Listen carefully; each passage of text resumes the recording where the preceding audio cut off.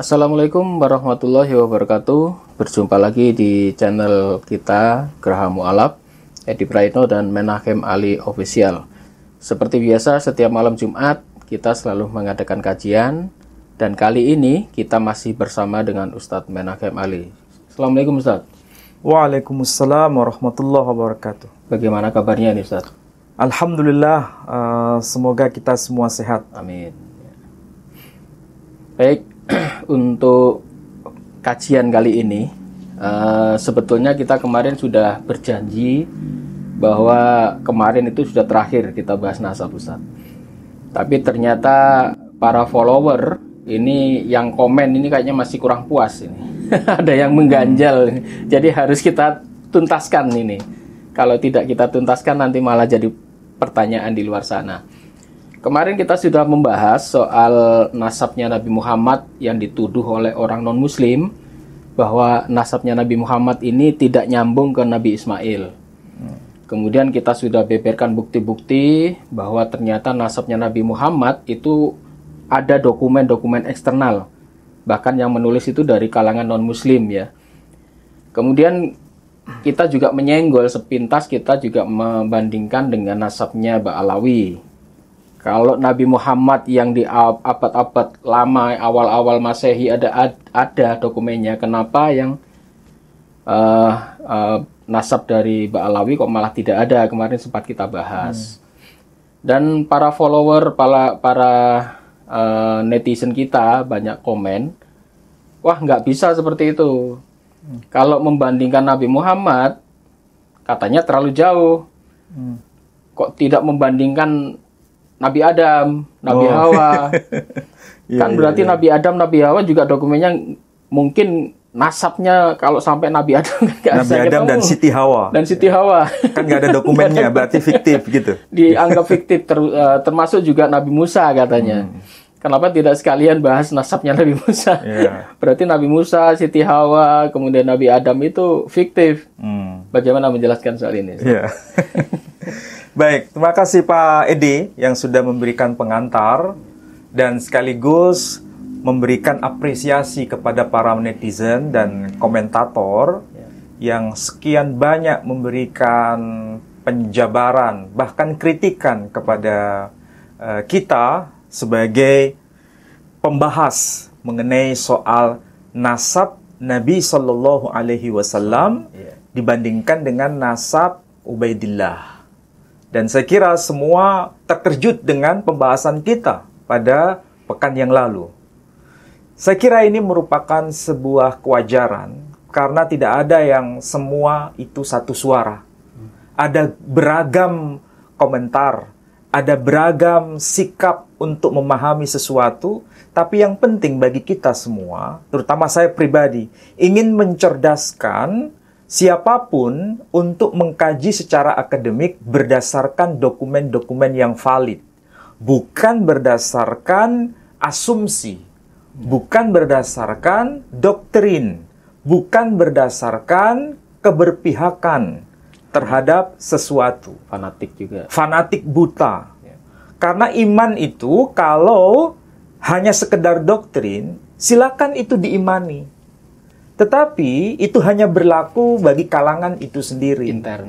Internal, kalangan internal. Silakan diyakini dan itu menjadi bagian dari doktrin.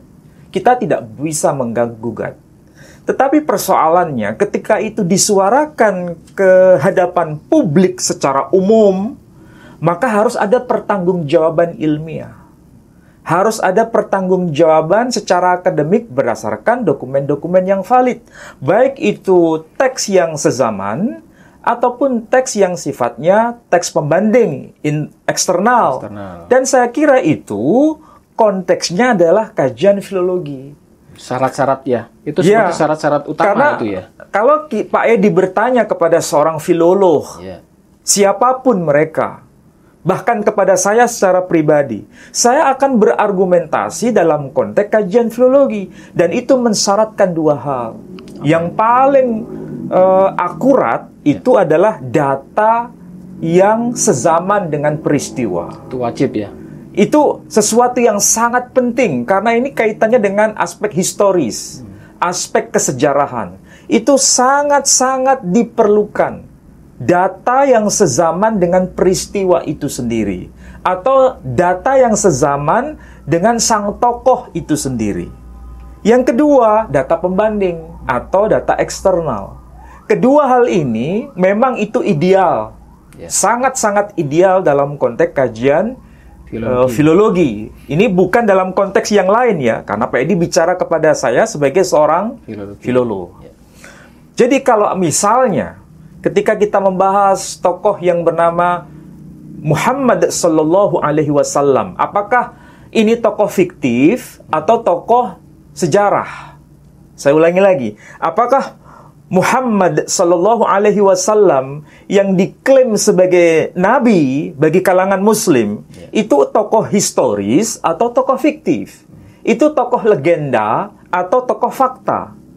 Itu kan perlu ada jawaban yang berdasarkan kajian-kajian yang sifatnya itu akademik, dengan dokumen-dokumen yang tentu saja melintas batas bahasa, melintas batas agama, bahkan melintas batas kultur. Dan saya kira itu pasti akan dipertanyakan oleh pihak muslim.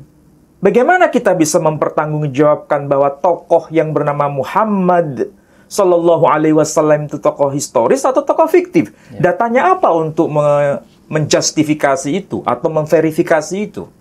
Yang kedua, apakah nasabnya nyambung sampai kepada Ismail? Nabi Ismail atau tokoh yang bernama Yishmael dalam tradisi Kristiani maupun tradisi Yahudi. Datanya apa? Kalau kita menjawab nama Ismail tercantum dalam Al-Quran, ya internal. Betul, memang itu dokumen internal umat Islam, tapi tidak bisa dijadikan hujah untuk sebagai argumentasi yang sifatnya ilmiah untuk bicara kepada non-muslim. Tapi kalau internal muslim, bisa jadi itu merupakan doktrin, tapi tidak bisa dikatakan sebagai fakta karena tidak ada dokumen pembanding. Nah, masalahnya yang kita bahas kemarin itu data yang sezaman dengan Nabi Muhammad SAW ada, data eksternalnya juga ada. Dan sekaligus ketika membahas mengenai tokoh yang bernama Ubaidillah yang menjadi heboh itu memang sepertinya pembuktiannya tidak sebanding dengan nasab Nabi Shallallahu Alaihi Wasallam. Maka karena tidak sebanding, kemudian mencari pembanding yang lebih primitif, lebih lama. Siapa itu? Adam. Kalau Nabi Adam tidak ada dokumen yang sezaman, maka apakah bisa dikatakan Nabi Adam itu adalah tokoh fiktif? Karena Ubaidillah juga tidak ada dokumen sezaman, maka ditarik ke arah yang lebih ekstrim, yakni kepada tokoh yang bernama Adam. Juga tidak ada pembandingnya, tidak ada dokumen yang sezaman. Apakah berarti Adam itu fiktif? Kemudian menarik pada tokoh yang bernama Nuh misalnya. Dokumen yang sezaman dengan Nabi Nuh ada tidak? Tidak ada kan? Berarti Nabi Nuh fiktif. Nabi Musa juga. Kemudian Nabi Ibrahim. Tidak ada data yang sezaman dengan Nabi Ibrahim. Apakah berarti Nabi Ibrahim tokoh fiktif? Kemudian Nabi Musa. Adakah dokumen yang sezaman dengan Nabi Musa? Tidak ada. Berarti Nabi Musa fiktif. Karena apa? Untuk membenarkan tokoh yang bernama Ubaidillah karena tidak ada dokumen yang sezaman. Ini orang Islam loh yang tanya. Ini orang Islam loh yang mempersoalkan itu. Tapi coba kita berpikir waras dan berpikir cerdas. Perhatikan. Nabi Adam, Nabi Ibrahim, Nabi Nuh, Nabi Musa, ya kan? Itu kan zamannya lebih primitif. Karena mereka ini hadir sebelum zamannya Nabi Muhammad SAW. Jauh itu. Sangat-sangat jauh. Sekitar 1000 tahun ya. Lebih dari 3.000 tahun, lebih dari 5.000 tahun, lebih dari 6.000 tahun. Ini tokoh-tokoh yang sangat primitif. Tokoh yang betul-betul era purba. Kalau saya sebut menggunakan istilah itu era purba. Kalau pakai istilah primitif nanti dipikir keren nanti Pak Ali. Ya karena memang pada masa yang lebih lama, ya kan? Jadi kalau dokumennya itu sangat susah untuk dicari, karena memang ini tidak mudah untuk mengakses data itu. Iya. Meskipun para ahli melakukan riset, tapi bukan sekarang yang harus saya sampaikan secara utuh. Saya hanya mengambil contoh saja. Apakah zaman Nabi Nuh, ya, zaman Nabi Nuh, ada nggak dokumen yang bisa kita akses? Sebetulnya ada. Nabi Nuh ya. Nabi Nuh itu. Nabi Nuh, dokumen yang sezaman itu berupa apa? Berupa kajian arkeologi. Kalau kajian arkeologi, kapalnya Nabi Nuh sudah ditemukan belum? Sudah. Ditemukan di mana? Di puncak Gunung Ararat atau yang dikenal dengan nama puncak Gunung Jodi di kawasan Turki. Ada bahtera besar di puncak gunung dan diliputi dengan es. Itu kajian arkeologi. Sebagian potongan-potongan kayunya itu diturunkan dan disimpan, diteliti oleh para ahli yang ada di Leningrad, di Rusia. Dan memang mereka berkata ini sezaman dengan kisah Nabi Nuh. Bisa jadi ini ada kaitan dengan tokoh yang bernama Nuh, sebagaimana dokumen agama-agama. Nah, apakah Nabi Nuh hanya diceritakan dalam dokumen Islam, yakni berupa Al-Quran? Ternyata tidak. Tetapi juga ada verifikasi dari dokumen Kristen. Kitab agama Kristen sendiri. Ada tokoh yang bernama Noah. Kalau dalam Quran disebut Nuh. Bahkan agama Yahudi juga mengenal tokoh yang bernama Noah dalam bahasa Ibrani. Peristiwanya sama, berkaitan dengan membuat bahtera besar. Mereka yang masuk ke bahtera besar, Nabi Nuh atau Noah, mereka akan selamat. Yang tidak masuk ke bahtera Nabi Nuh atau Noah, mereka akan tenggelam di samudra yang luas. Apakah hanya dokumen itu? Tidak. Ternyata dokumen agama Hindu, agama yang paling tua, juga bercerita soal ini. Tapi tidak menyebut Nuh, juga tidak menyebut Noah, menyebutnya Manu. Siapa itu Manu? Kalau kita tanya kepada saudara kita penganut agama Hindu, mereka akan berkata, Manu adalah tokoh suci yang diperintahkan Tuhan untuk masuk ke bahtera besar. Mereka yang masuk ke bahtera Manu, mereka akan selamat. Dan yang tidak masuk ke bahtera Manu, mereka akan tenggelam di samudra yang luas. Itu ditulis dalam kitab Srimad Bhagavatam Purana. Dalam kitab agama Hindu. Dalam bahasa Sanskerta otomatis. Dan nama Manu itu muncul. Dan bahkan ayat Al-Quran ada kaitan dengan hal yang sama. Sebagaimana yang termaktub dalam kitab Manawad Dharma Sastra. Dan juga dalam kitab Srimad Bhagavatam Purana. Jadi ini merupakan dokumen-dokumen eksternal. Dokumen-dokumen pembanding. Kalau arkeologi tadi itu membuktikan yang sezaman dengan peristiwa tokoh yang bernama Nuh atau Noah atau Manu itu sendiri. Ini era primitif, Pak Edi, tapi dokumennya begitu jelas. Kalau dibandingkan dengan Nabi Muhammad SAW yang baru muncul ribuan tahun kemudian, sudah agak modern itu ya. Yang muncul pada era kekaisaran Bizantium. Iya, sudah apa itu ya? Budaya tulis sudah ada. Budaya tulis sudah semakin lengkap, sangat begitu kompleks. Bahkan kalau kita lihat saja peta ya, peta ini peta yang ditulis oleh Claudius Ptolemaeus. Beliau lahir tahun 100 Masehi, meninggal tahun 170 Masehi. Ya, berarti itu abad keberapa? 100. Abad kedua Masehi. Islam waktu itu belum datang. Islam waktu itu yang dibawa melalui risalah Nabi kita Muhammad sallallahu alaihi wasallam, sang tokoh yang bernama Muhammad sallallahu alaihi wasallam itu lahir tahun 571 Masehi, abad ke-6. Meninggal tahun 632 Masehi, berarti abad ke-7 Masehi.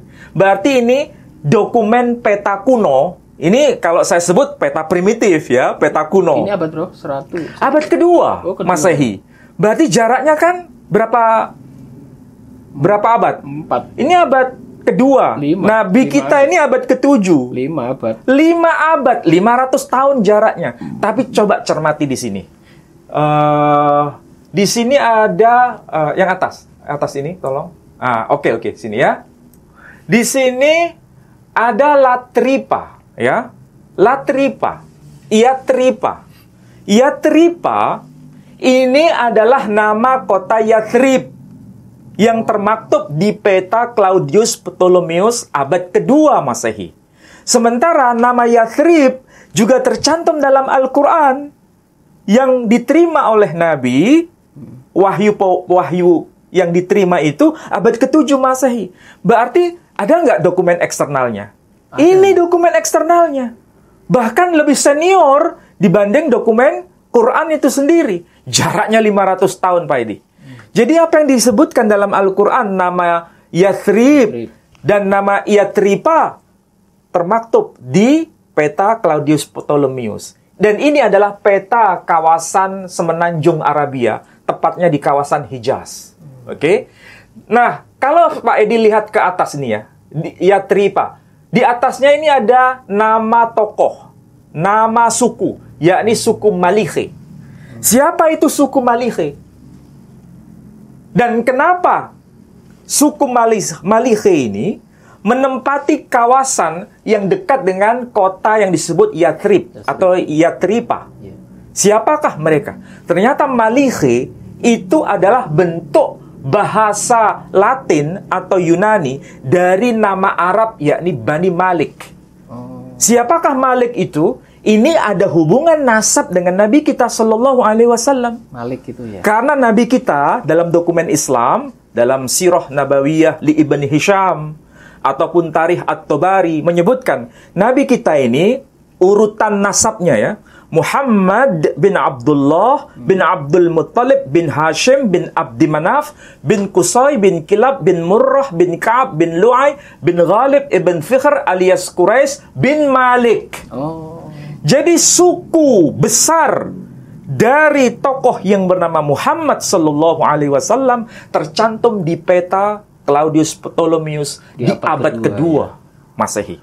Itu keturunan Nabi Ismail ya. Ini keturunan Nabi Ismail.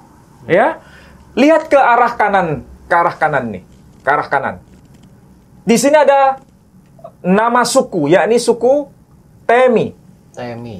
Dalam bahasa Latin atau bahasa Yunani, ini merujuk pada nama Arab, yakni Tamim. Siapakah itu suku Bani Tamim? Kemarin sudah saya jelaskan. Apa yang disebutkan oleh Santo Theophanes, ya kan? Santo Theophanes itu dijelaskan di buku yang saya bawa kemarin. Tapi ada yang nyinyir, Pak Edi. Ini kan dokumen baru. Betul, ini dokumen baru. Maksudnya dicetak baru. Iya. Betul. Tapi manuskripnya yang tersimpan itu dokumen lama. Sesuai dengan nama sang tokoh. Siapa tokohnya? Santo Theophanes. Yang lahir tahun 758 Masehi, meninggal tahun 817 Masehi. Sama dengan abad ketiga Hijri.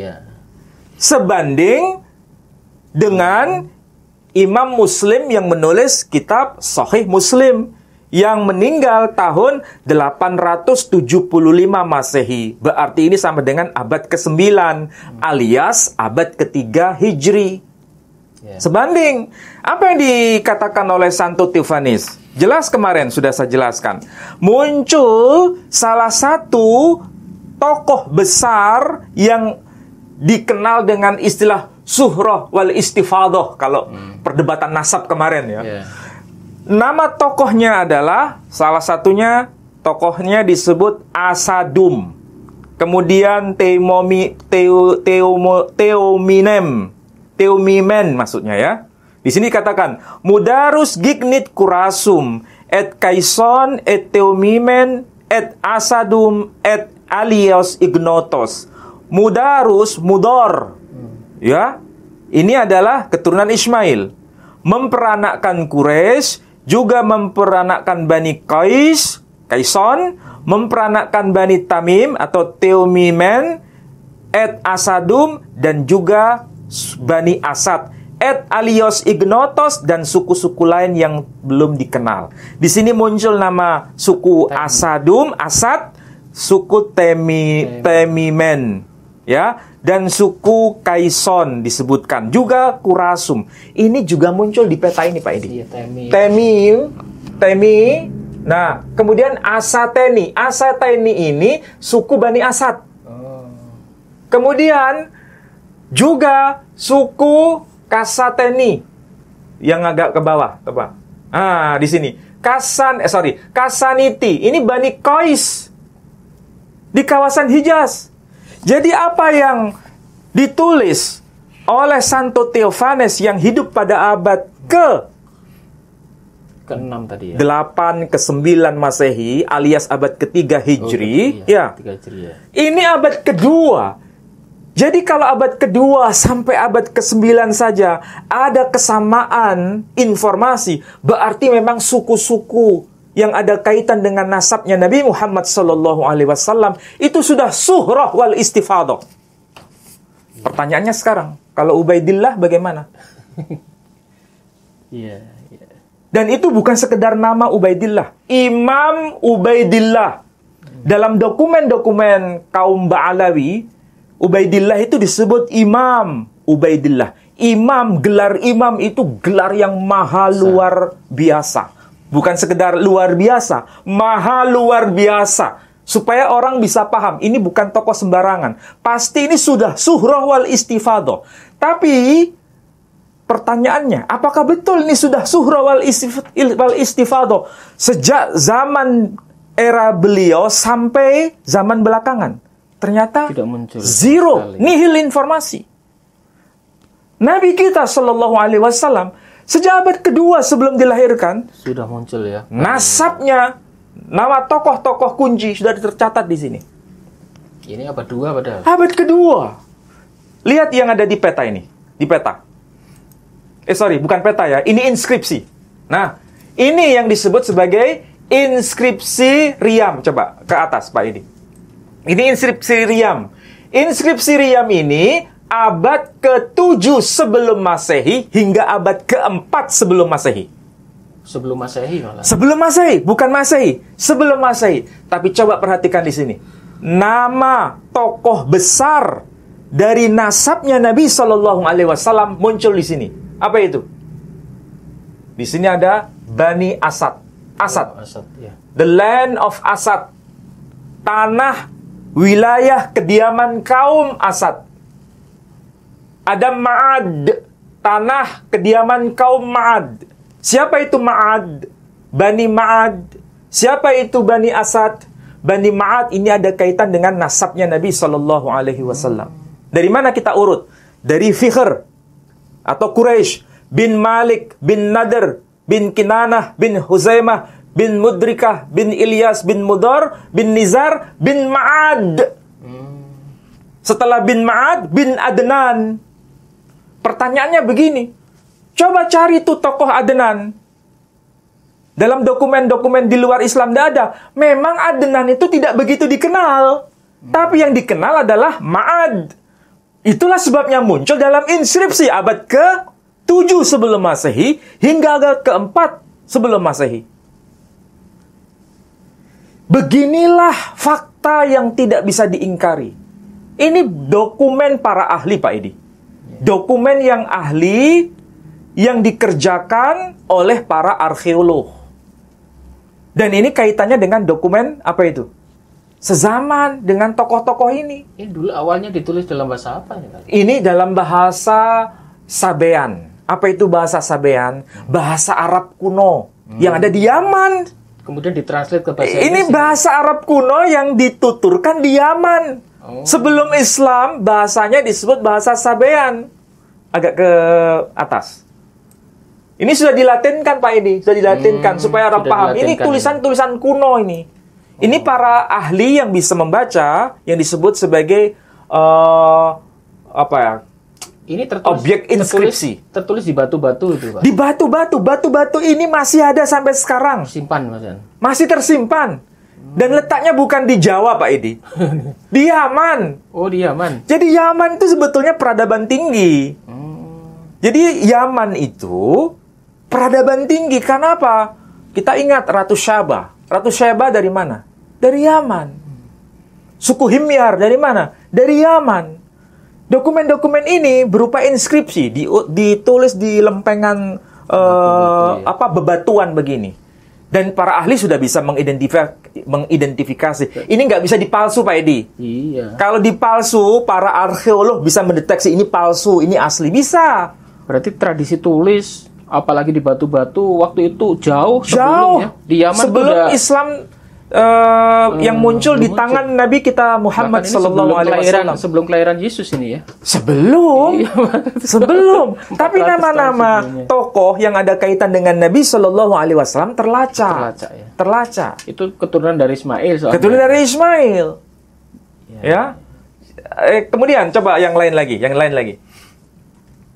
Yang doktrinnya Yagubi. Oke. Nah, sekarang. Kemarin ada yang protes begini. Mana itu nama Nabi Muhammad? Disebutkan nama Muhammad yang hidup sezaman dengan Nabi Muhammad. Dokumen eksternalnya itu. Yang sezaman. Ada nggak? Saya jawab. Memang nama Muhammad. Ya. Nama Muhammad. Yang sezaman dengan hidupnya Nabi Muhammad Sallallahu Alaihi Wasallam. Itu ada yang menyebutkan, ada yang tidak menyebutkan. Ya. Kalau yang tidak menyebutkan, hanya gelarnya saja. Ya, hanya gelarnya saja. Atau kemarin keturunan dari Ibu Sarah. Ya, keturunan dari Sayyidah Sarah yang dikenal dengan istilah Sarasen. Ya. Itu dokumennya disebut Doktrina Yakobi. Ini tahunnya tahun 634 Masehi. Ya. Ini sudah dilakukan validasi, verifikasi melalui karbon C14 atau radiokarbon dengan bahan kimia itu Pak Edi ya, untuk mendeteksi ini usia tahun berapa, itu sudah ada ahlinya yang meneliti itu, sama seperti tes DNA ya, untuk mendeteksi itu bisa. Ini tahun 634 Masehi. Ini kalau dibandingkan dengan zamannya Nabi kita Muhammad Sallallahu Alaihi Wasallam, beliau wafat tahun berapa? 632 Masehi. Selisihnya berapa tahun? Hanya 2 tahun. Di dokumen ini manuskrip.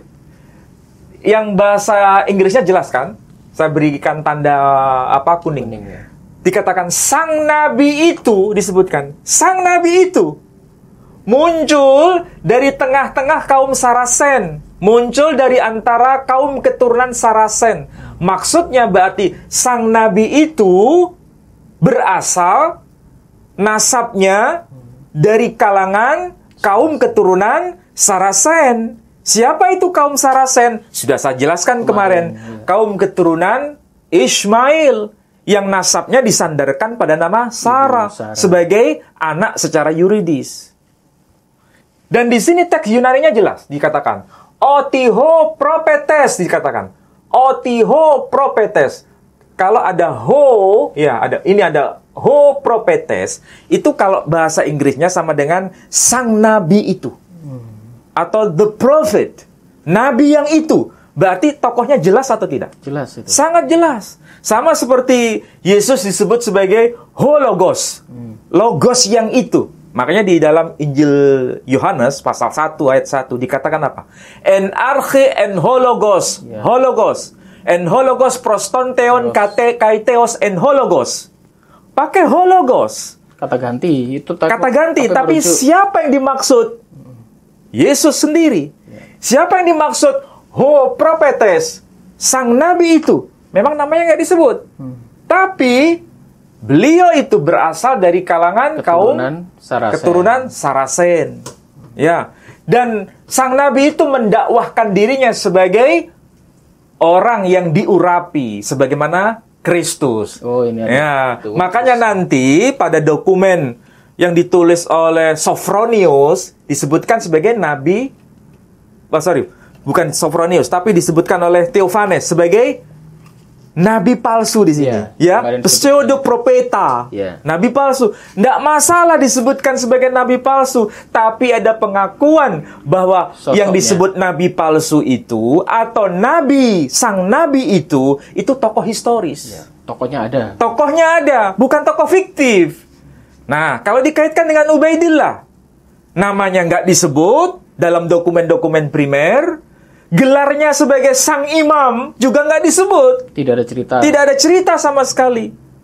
Bahkan hijrahnya ke Yaman pun juga tidak disebut dalam dokumen apapun. Tiba-tiba muncul di abad-abad belakangan. Nggak nyambung dengan dokumen-dokumen primer. Inilah yang saya maksud, membandingkan analisis mengenai nasab dalam konteks kajian filologi itu harus sama metodenya. Nggak bisa pilih-pilih. Mau diterapkan kepada Adam, harus sama. Kepada Nuh, harus sama. Nabi Musa itu meskipun namanya nggak disebut, tetapi berita mengenai bangsa Israel yang disebut sebagai orang Ibrani, itu tercatat digunakan dengan huruf hieroglif di piramida. Artinya itu memang ada. Sosoknya itu ada, bukan tokoh fiktif. Jadi bukan berarti menghubungkan dengan Ubaidillah karena Ubaidillah itu tidak ada dokumen primernya, kemudian dihubung-hubungkan dengan Nabi Musa yang nggak ada dokumen primernya. Ini kan nggak nyambung sebetulnya. Coba kalau kita lihat dari konteks sejarah ya, Nabi Musa itu era primitif. Kalau dokumen tidak lengkap itu wajar. Nabi Muhammad itu era kekaisaran Bizantium. Dokumennya sangat lengkap. Budaya tulis sudah sangat luar biasa. Ubaidillah itu hidup di zaman primitif atau zaman setelah Nabi Muhammad SAW. Zaman yang lebih modern sebetulnya. Karena hidup di era kekhalifahan Abbasiyah.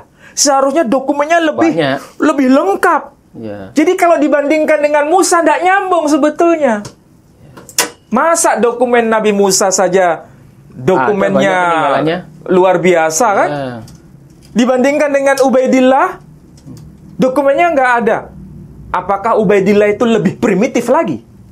Karena tidak ada kisah sama sekali. Jadi cara membandingkan itu yang fair, bukan membandingkan karena alasan emosional, alasannya doktrin. Itu problem masyarakat kita, Pak Edi. Mau diajak untuk berpikir cerdas, itu yang muncul duluan, itu emosional dulu. Prasangka. Kalau Ubaidillah, memang datanya nggak ada primer. Sama dengan Nabi Adam, sama dengan Musa, sama dengan Ismail. Padahal orang Islam ini. Jadi gaya pertanyaan ini lebih Kristen daripada orang Kristen sendiri. Berarti dia tidak meyakini adanya Nabi Musa, Nabi Adam, Ibu Hawa. Jadi kadang-kadang saya ini nggak habis pikir ya dengan orang-orang yang mau mengamati apa yang sedang kita bicarakan. Sebetulnya tahu dokumen zaman Nabi Muhammad SAW begitu luar biasa. Zamannya Nabi Musa. Nabi Musa itu hidup di zaman era Fir'aun. Ada tokoh yang bernama Haman. Diceritakan dalam Al-Quran. Tokoh Haman itu ada nggak di dalam inskripsi yang disebut hieroglif tadi? Ada. Di piramida Mesir itu tertulis nama Haman. Apalagi di kitab orang Yahudi. Di kitabnya orang Yahudi. Malah lebih lengkap. Iya kan? Itu kan eksternal kitab Al-Quran itu. Iya. Jadi kalau dikaitkan bahwa Nabi Muhammad SAW, apakah nasabnya nyambung kepada Ismail? Jawabannya, iya, nyambung. Apakah Ismail itu tokoh fiktif? Enggak, tokoh historis. Datang dari mana? Dari buku ini. Ini buku yang dikerjakan oleh seorang ahli arkeologi. Judulnya adalah ini, Ismail. Ya, judulnya Ismail. Ini buku mahal, Pak Edi. Ini kajian arkeologi, Pak Edi ya. Judulnya adalah Ismail Untersuchungen zur Geschichte Palestinas und Nordarabiens. Bahasa Belanda nih? Bukan, ini bahasa Jerman. Oh, Jerman. Jadi Ismail ini berkaitan dengan kesejarahan Palestina ya dan Arabia kawasan utara. Jadi inskripsi-inskripsinya itu ada ditemukan di kawasan Palestina dan di kawasan Arabia bagian utara. Jadi, tokoh Ismail itu bukan tokoh fiktif, tokoh historis. Dan apa yang dikatakan oleh penulisnya ini namanya Profesor Ernst Axel Knauf. Jadi kalau ini menjadi rujukan para ahli inskripsi, luar biasa ini. Nama-nama tokoh, anak-anaknya Ismail disebutkan, nama-nama tokohnya. Misalnya, Nabata'a, itu sama dengan Nabit atau Nebayot. Inskripsinya ada. Kemudian, apa yang dikatakan di sini? Saya berikan contoh saja ya. Nah, di sini dikatakan bahwa pada pertengahan abad ke-5 dikatakan ini, Beherz ein Kedarse Gusam ben Sahar den ganzen Süden Palestinas und den nördlichen Hijaz. Maksudnya pada pertengahan abad ke-5 ada tokoh yang berkuasa di kalangan kaum Kedar yang jabatannya disebut sebagai Syekh yang bernama Gusam bin Sahar. Dia memerintah dari kawasan Palestina bagian selatan hingga ke kawasan Hijaz bagian utara. Namanya disebut apa tuh? Disebutkan Gusam bin Sahar. Gusam.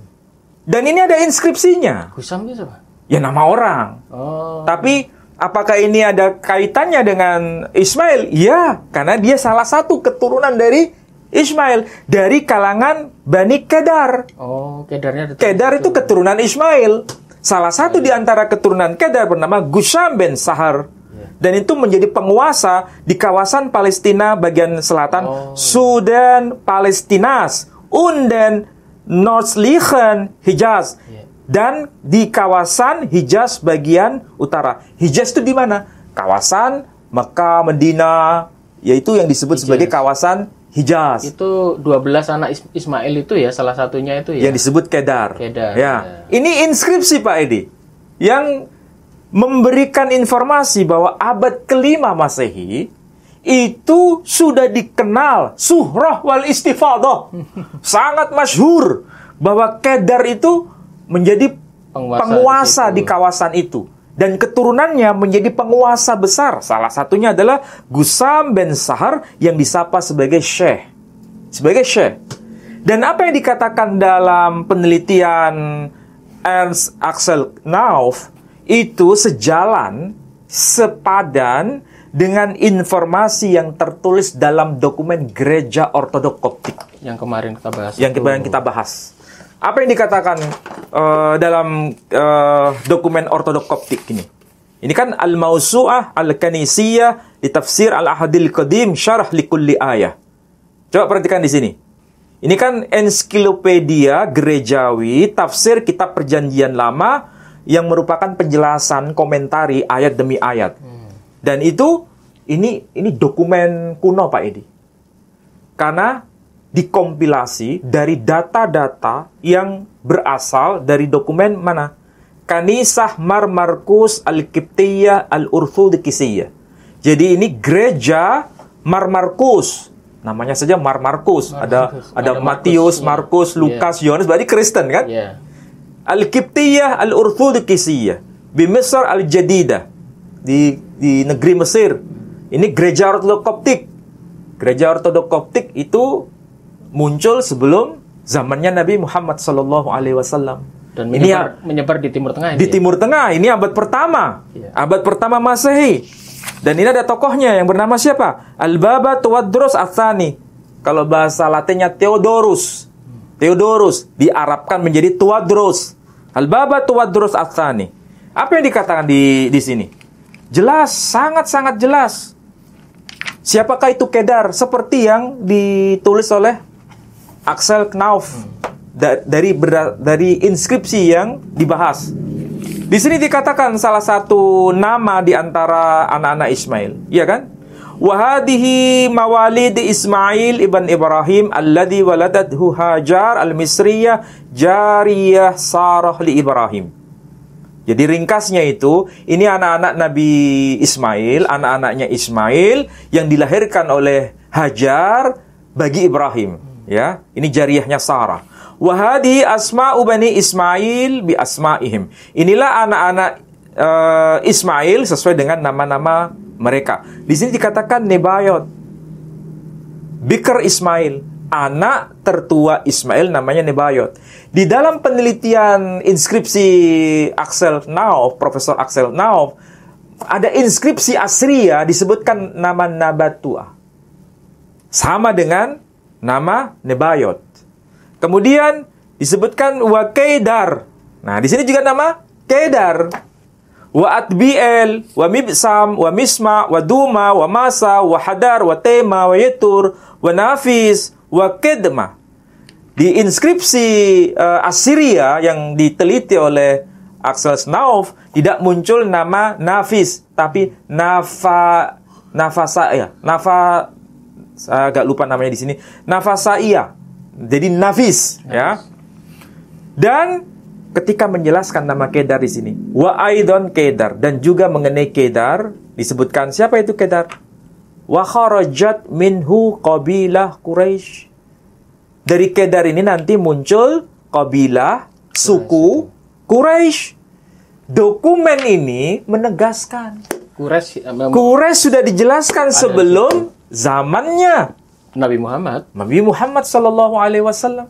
Dokumen pembanding itu perlu, dokumen eksternal itu perlu, dokumen sezaman itu perlu.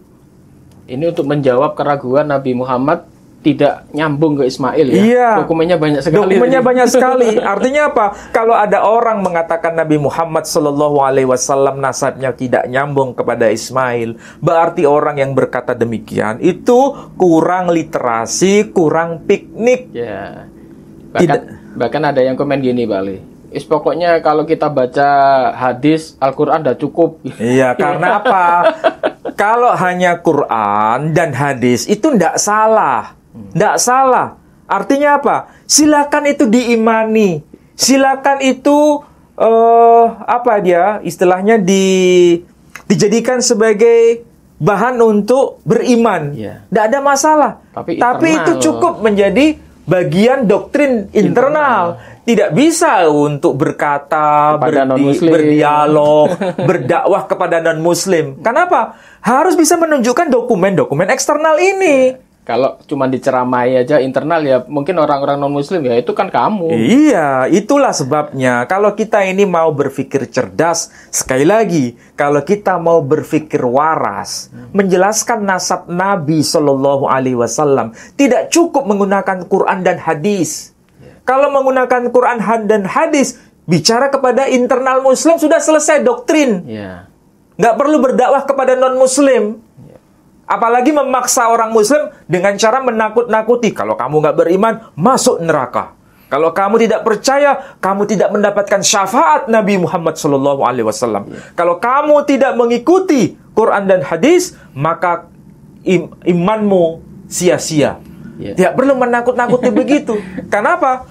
Yang ngomong begitu tidak menguasai dokumen-dokumen eksternal seperti yang saya jelaskan. Apalagi sekarang ini serangan kepada kaum muslim ini luar biasa. Luar biasa. Tapi mereka sekarang udah tidak di Indonesia, tetapi di luar negeri. Iya. Itu di belakang pasukannya Kristen Prince, ada si kemarin muncul lagi Dewi Bulan, kemudian Sang Penggugat. Itu mereka memakai hadis-hadis menyerang Al-Quran sedemikian dahsyatnya, dan herannya tidak banyak muslim yang bisa menjawab. Ya itulah kenapa sebagian saudara-saudara kita yang muslim itu sudah merasa berada di ruang zona nyaman. Nyaman ya. Ruang atau zona nyaman. Sehingga nggak perlu lagi bicara mengenai dokumen-dokumen seperti ini. Apa sih tujuannya? Nggak penting. Justru yang mencerdaskan umat adalah kajian seperti ini. Dokumen eksternal itu harus dibahas. Karena Islam itu bukan hanya untuk umat Islam sendiri. Betul. Tapi Nabi kita Muhammad sallallahu alaihi wasallam diutus sebagai apa? Wa ma arsalnaka illa rahmatan lil alamin. Untuk semua umat. Kalau untuk semua, wajib bagi siapapun yang beriman kepada Nabi Muhammad sallallahu alaihi wasallam mempertanggungjawabkan nasab Nabi sallallahu alaihi wasallam berdasarkan dokumen yang sezaman dan dokumen internal ataupun eksternal. Padahal kita sering menuduh mereka Biasanya kalau dalam perdebatan lintas agama, orang Islam kan sering menuduh orang-orang non-Islam ini, kamu hanya imani saja, imani saja. Giliran kita membahas seperti ini, orang Islam sendiri yang malah protes. Cukup imani saja. Herannya di sini, Pak. Yang protes ini malah bukan orang non-Muslim, ini orang Islam sendiri nih, malah bertanya, oh berarti Nabi Adam fiktif, berarti Nabi Musa fiktif, wah berarti mereka imannya masih kurang jelas. Iya, karena apa? Mereka itu iman karena keturunan. Gitu ya. Jadi karena mereka ini kan turis ya, turunan Islam. Jadi kalau turunan Islam berada di zona nyaman. Jadi merasa benar. Padahal kalau nanti dikaji seperti ini, mereka pasti akan kebingungan. Ya, yang mengkaji bukan kita, tapi orang dari non-Muslim. Non-Muslim akan menyerang Islam, akan mengkaji kayak begini. Mereka tahu. Kalau kita tidak tahu, kita tidak bisa menjawabnya. Itu sering itu. Kemarin waktu saya buka YouTube-nya si Paul Zhang, kemudian buka YouTube-nya siapa itu? Bambang Nursena juga pernah membahas masalah itu, bahwa Nabi Muhammad ini bukan turunan Ismail. Bahkan Paul Zhang juga menyerang ke sana. Tetapi saya lihat tidak banyak YouTuber atau dari konten Muslim atau dari blog Muslim yang bisa menjawab pertanyaan dari Paul Zhang. Paul Zhang dengan jelas, bahkan judulnya besar itu. Nabi Muhammad bukan turunan Ismail.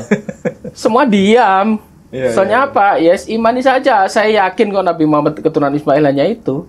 Tetapi tidak bisa membuktikan seperti ini. Jadi mereka kalau ada sanggahan seperti itu, mereka pasti berkata, jangan dengar itu orang kafir. Nah, seperti itu. Jangan dengar itu orang kafir. Jangan dengar itu ajaran sesat. Kita cukup dengan ini. Beriman dan tidak perlu menengok yang lain. Ini doktrin namanya. Ini doktrin. Doktrin kepada umat Islam itu tidak akan mencerdaskan umat Islam sendiri. Karena apa? Umat Islam itu lahir dalam konteks zaman peradaban yang cerdas. Bukan cuma doktrin. Bukan doktrin. Ketika Nabi SAW diutus di muka bumi, anehnya tidak ada seorang pun yang meragukan nasab Nabi SAW. Soalnya tokoh ini karena nyata. Tokoh ini tokoh nyata. Bukan tokoh fiktif. Bukan hanya dongeng. Bukan dongeng. Meskipun nanti pada akhirnya bangsa Arab dan bangsa non-Arab ada yang mengakui dia sebagai nabi, ada yang mengingkari dia sebagai nabi. Tapi di antara mereka semua sepakat nasabnya jelas, beliau keturunan Ismail. Dan sosoknya ada. Teksnya jelaskan di sini. Dikatakan apa? Metaton Sarakenon, yang berasal dari keturunan Syara. Nasabnya nyambung kepada Sarah. Tapi lagi-lagi ada orang yang tidak jujur. Sarakenon ini katanya ini ya, salah satu di antara orientalis mengatakan Sarakenon itu bukan bermakna keturunan Sarah. Nasabnya disandarkan kepada anak yuridisnya Sarah. Ishak. Nah, anak yuridisnya Sarah itu kan Ismail. Oh, ya kan? Gitu. Anak biologisnya Hagar disebut Hagarenon. Kemudian disebut Sarakenon atau Sarasen karena nasabnya disambungkan kepada Sarah sebagai anak yuridis secara hukum. Ini hukum Hammurabi melegalkan itu. Memang hukum Hammurabi sezaman dengan Nabi Ibrahim. Nah, ada yang memplesetkan. Saya gunakan istilah memplesetkan. Bahwa kata Sarakenon itu berasal dari kata Sarokun. Dari bahasa Arab yang diyunanikan. Bukan dari bahasa Yunani, tapi dari bahasa Arab yang diyunanikan. Kalau Sarokun itu artinya perampok. Jadi maksudnya di sini memang disebutkan seorang nabi dari antara keturunan kaum perampok di situ. Karena Sarokun itu perampok. Ini berarti mencoba untuk menghindar dari dokumen yang asli untuk supaya semakin kabur maknanya.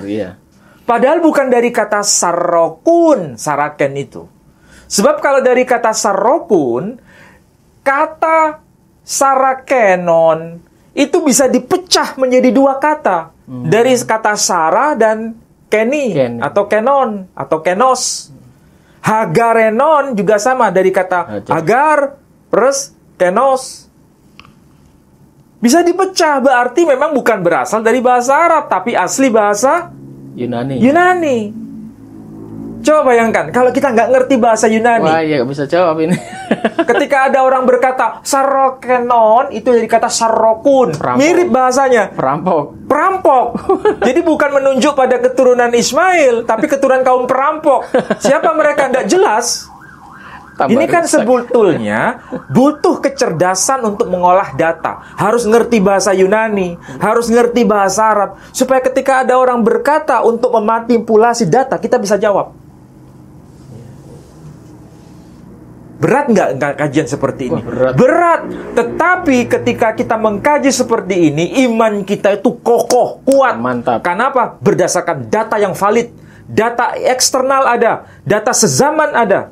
Bukan sekedar doktrin, pokoknya kamu percaya, dijamin surga. Nggak mencerdaskan umat. Iya, soalnya ini sudah mulai menggiring-giring opini, apalagi di karangan anak-anak muda. Kan biasanya mereka merusak Islam itu dari TikTok, yang hanya potongan-potongan itu.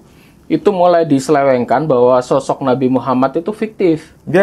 Dan sosok Nabi Muhammad itu tidak pernah ada katanya. Itu hanya karangan-karangan orang Arab saja. Sosoknya tidak pernah ada, fiktif.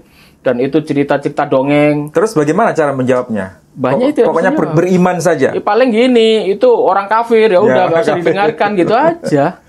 Ya sama seperti kalau ada orang itu Ubaidillah itu tokoh fiktif. Ya kan? Iya. Tidak ada dokumennya. Terus bagaimana cara menjawabnya? Apakah cukup berkata, jangan dengarkan itu orang sesat, hanya begitu? Dia nggak cinta Habib ini. Kamu nggak cinta Habib. Kamu nggak cinta keturunan Nabi. Ya kan? Kena kualat. Nanti kamu masuk neraka. Nggak bisa ditakut-takut begitu. Ditakut-takuti begitu. Harus menjawabnya berdasarkan dokumen. Ya. Kita di sini bukan anti keturunan Nabi, bukan ya. Kita kajian di sini bukan anti seperti itu. Iya, betul. Kita ini mencoba untuk apa? Mengajak semua netizen, mengajak semua orang untuk berpikir berdasarkan dokumen. Bukan menakut-nakuti netizen dengan doktrin-doktrin halu, dengan doktrin-doktrin yang tidak mencerdaskan, bukan fanatik buta. Kemudian menutup diri, tapi ketika itu diungkapkan ketakutan sendiri. Kalau ada orang berkata kepada saya Nabi Muhammad bukan nabi itu tokoh fiktif. Saya bisa menjawab dengan dokumen-dokumen ini. Banyak. Tapi yang tidak punya dokumen semacam ini paling akhirnya menutup juga. Itulah sebabnya perlu belajar. Baik bicara mengenai nasabnya Nabi Muhammad SAW, juga nasabnya Ubaidillah begitu sama. Dokumen kalangan Ba'alawi harus dibaca, dokumen di luar Ba'alawi, kaum Ba'alawi harus ada. Kalau tidak ada, cukup diimani, selesai. Nggak perlu nakut-nakuti orang. Nggak perlu mendoktrin orang. Baiklah, saudara-saudaraku sekalian, semakin menarik ya. Dan setelah kita jawab, ini sebetulnya menjawab pertanyaan netizen ya. Pertanyaan dari para komentar-komentar di channel-channelnya, baik di Geraha, channel saya, atau di channelnya Ustadz Menachem Ali. Jadi malam hari ini kita sebetulnya hanya menjawab kesangsian para netizen yang mempertanyakan soal-soal tadi, bahwa kalau kita hanya mengacu kepada nasabnya Nabi Muhammad membandingkan untuk ke nasab Ubaidillah, mereka bertanya bagaimana dengan Musa, bagaimana dengan Adam, apakah itu semua sosok fiktif karena tidak ada dokumen pembanding? Ternyata ada semua, manuskrip juga ada ya, meskipun itu tidak selengkap ya, tidak selengkap karena waktu itu tradisi tulisnya kan sangat primitif dan tidak semodern di zaman Nabi Muhammad. Di zaman Nabi Muhammad itu sudah modern. Karena sudah banyak kerajaan-kerajaan muncul waktu itu, dan budaya tulis itu sudah sedemikian hebatnya. Berarti orang setelahnya harus lebih hebat lagi. Lebih hebat lagi seharusnya. Iya. Bukan malah balik ke primitif lagi. Baiklah, saudara-saudaraku sekalian, saya sekali lagi mengingatkan soal program di Yayasan Pembina Mu'allafah Tauhid. Kemarin rombongan sudah melihat kondisi masjid di Jombang. Jadi masjid di Jombang itu sudah hampir selesai, tinggal tunggu pintu, tunggu jendela. Dan setelah kita ke sana kemarin, ada Ustadz Ali juga meninjau ke sana beserta dengan tamu dari Singapura ya kemarin. Dari Singapura. Bahkan ada 2 orang dari Singapura. Bapak Hamid dan Bapak siapa satunya lagi Muhsin. Bapak Hamid dan Bapak Muksin dari Singapura langsung datang ke Jombang untuk mengecek pembangunan dari pondok dan masjid. Dan beliau-beliau yang sudah ke sana meninjau langsung keadaan masjid yang saat ini memang membutuhkan dana ya. Jadi tukang-tukangnya sementara prei. Karena apa? Karena dananya habis. Jadi kita menunggu dana masuk untuk membeli kaca, membeli jendela, membeli pintu ya. Baru nanti akan kita lanjutkan pembangunannya lagi. Dan untuk para donatur yang ingin menyumbangkan dananya, bisa dikirimkan ke rekening Bank Syariah Indonesia di nomor rekening 11188899971 atas nama Yayasan Pembina Mu'alaf at-Tauhid Jawa Timur ya. Berapapun itu sumbangan Anda, baik 10.000 atau 20.000 atau 100.000 atau yang lebih besar lagi, itu semua kita manfaatkan sepenuhnya ya untuk pembangunan. Jadi tidak ada dana-dana yang mengalir keluar untuk acara-acara yang tidak penting, itu tidak pernah kita lakukan. Jadi kita istiqomah menjalankan dana Anda untuk pembangunan masjid ini. Dan untuk para donatur yang sudah menyumbang, kami ucapkan banyak terima kasih. Semoga Allah membalas berkali lipat rezeki Anda yang sudah disumbangkan kepada kami. Semoga para donatur diberi kesehatan, rezeki yang berlimpah. Demikian Pak Ali, mungkin ada tambahan Pak Ali? Ya, sebagai kesimpulan yang perlu dipahami oleh para netizen atau siapapun ya, baik muslim maupun non-muslim, bahwa membicarakan mengenai nasab seseorang itu bagian dari tradisi ilmiah. Bukan sekedar doktrin. Bukan sekedar pokoknya percaya. Itu ada metode yang dipakai dan itu sama diberlakukan kepada semua tokoh ya. Tokoh. Baik kepada Nabi Muhammad SAW, kepada Ibrahim, kepada Musa, kepada Isa, atau di antara tokoh dari keturunan Nabi SAW sendiri. Apakah itu Ubaidillah, Imam Ubaidillah, atau barangkali yang diklaim oleh orang Syiah sendiri, yakni Imam Muhammad Al-Mahdi. Oh, gitu. Nah, apakah itu tokoh fiktif atau tidak? Harus menghadirkan dokumen yang sezaman dan dokumen eksternal. Silakan itu dikaji bersama. Mau yang Syiah maupun yang Sunni, silakan mengkaji bersama. Jadi tidak asal tuduh ya. Tidak asal tuduh. Harus ada dokumennya. Jadi pada para pemirsa sekalian, sekali lagi kita beritahu bahwa kita membahas soal ini bukan karena kita anti ya. Kita tidak juga memandang si A si B atau kita pro kanan pro kiri ya. Kita di sini khusus membahas soal ilmu dan dokumen soal ilmu nasab. Ada yang menuduh kita itu kan bukan orang nasab. Ngapain bahas nasab lo? Nasab dan ilmu filologi itu hanya pisau yang dipakai sama. Sama sebetulnya. Kalau istilah nasab itu kan biasa dipakai di kalangan pesantren ya, kalangan habaib dan sebagainya. Kalau kita kan kajian kalau filologi. Di filologi itu kajiannya istilahnya lebih modern dan biasanya itu diperlakukan di semua segi ya. Baik itu tokoh atau tempat atau bahasa itu diselidiki, bisa dirunut. Itu istilahnya filologinya di situ. Jadi Pak Alin di sini adalah pakar filologi. Beliau sangat memang bidangnya gitu loh. Dan saya memang bukan ahli nasab sebagaimana yang diklaim oleh mereka-mereka yang tidak mau kajian filologi. Kalau nggak mau kajian filologi ya sudah, nggak perlu menjelek-jelekkan kajian filologi. Tapi kalau bicara mengenai nasab Nabi Muhammad berdasarkan kajian filologi sangat valid dan terverifikasi. Sebetulnya istilah filologi dan istilah nasab itu sebetulnya sejalan itu. Sejalan, bukan saling menafikan. Bukan saling menafikan, bahkan itu ada ilmunya. Masing-masing ada ilmunya. Baik itu nasab itu mungkin dalam bahasa Arab itu ya. Kalau filologi bahasa apa Latin itu. Dan sekarang sudah ada dirosah filologi ya. Oh, sudah ada istilah, sudah dibakukan dalam bahasa Arab. Dirosah filologi ya. Studi filologi. Studinya malah lebih luas lagi ya. Dan itu sudah menjadi istilah bahasa Arab sekarang. Oh, gitu ya. Mungkin para netizen belum nggak tahu ilmu itu. Padahal di Mesir, waktu saya di Maroko, saya beli buku judulnya Dirosah Filologi ya. Soalnya kan seperti kalau kita memasak sebuah makanan, mungkin filologi itu pisaunya. Pisaunya. Kalau hanya orang merunut, oh ini kambing jadi sate, itu mungkin nasabnya aja lah. Kalau mau diiris dalamnya kayak apa, ini butuh pisau, namanya ilmunya filologi. Jadi di luar itu aneh memang, orang itu nggak ngerti, tapi sok ngerti gitu. Yeah. Saya waktu itu tidak juga tahu tapi sok tahu. Sok tahu. Saya kapan hari juga di WA seperti itu. Pak Ali ngapain filologi bahas nasab lo? Tak tanya balik. Lo sampai ngerti nggak sih filologi itu apa? Nggak tahu dia jawabnya mau ngalor ngidul.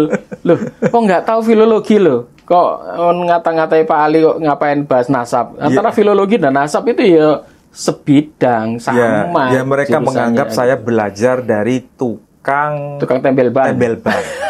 Ya enggak apa-apa, itu kan menunjukkan bahwa bahasa dia itu bahasa orang preman kan, ya, bukan sebagai bahasa seorang ustadz atau seorang kiai. Kita bisa tahu. Kelasnya saya terendah itu. Berarti mungkin dia sendiri yang tembel ban mungkin. Saya tidak mengatakan begitu ya. Kita tidak menjudge tembel ban ya. Orang tembel ban juga pintar-pintar juga banyak. Saya dituduh sebagai orang yang belajar kepada tukang tembel ban, saya juga nggak marah. Iya, biarin aja. Ya beginilah kualitas orang yang belajar kepada tukang tembel ban. Kalau bisa memberikan hujah yang lebih kuat dari hebat. Ini, saya akan taslim kepada dia. Kalau tidak bisa, nggak mungkin saya mau taslim kepadanya. Iya. Kualitas tembel ban aja kayak gini ya. Ya memang ini kualitas tembel ban. Mohon maaf ini para tukang tembel ban, bukan berarti kita menghina Anda ya. Soalnya ada yang menuduh Ustadz Ali ini sekolahnya pada orang tembel ban gitu loh. Ini ada yang komen kayak gitu. Anda tahulah itu siapa. Kita nggak usah tunjuk nama. Baiklah saudara-saudaraku sekalian, cukup mungkin ya pembahasan kita kali ini. Sebetulnya kita ingin bahas nasab itu selesai ya. Tapi karena netizen ini masih butuh kecerdasan, butuh kecerdasan. Jadi kita sekali lagi kita malam ini kita masih bahas nasab. Mungkin kalau kita lihat besok komennya udah nggak ada yang tanya macam-macam, mungkin kita sudah selesai. Terima kasih Pak Ali. Sama-sama. Demikian saudara-saudara sekalian, mohon maaf jika ada salah kata. Wabillahi taufik wal hidayah. Wassalamualaikum warahmatullahi wabarakatuh. Waalaikumsalam warahmatullahi wabarakatuh.